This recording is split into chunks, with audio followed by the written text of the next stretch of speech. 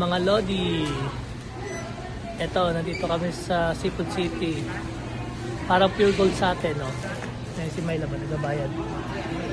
Cashier. Dito kami namamalengke sa Seafood City. Ayan, tapos pag gutom pa, may food court dito. Crispy Town, Grill City.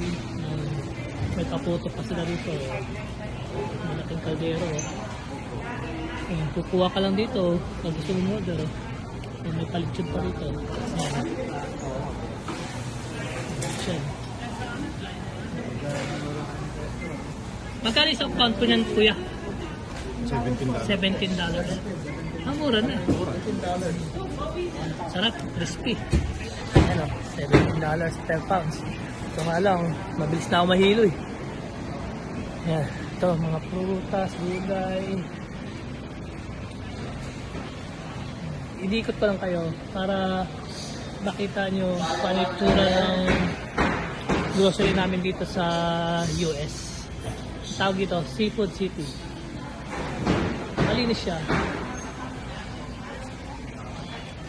Okay, mga lods. Bye!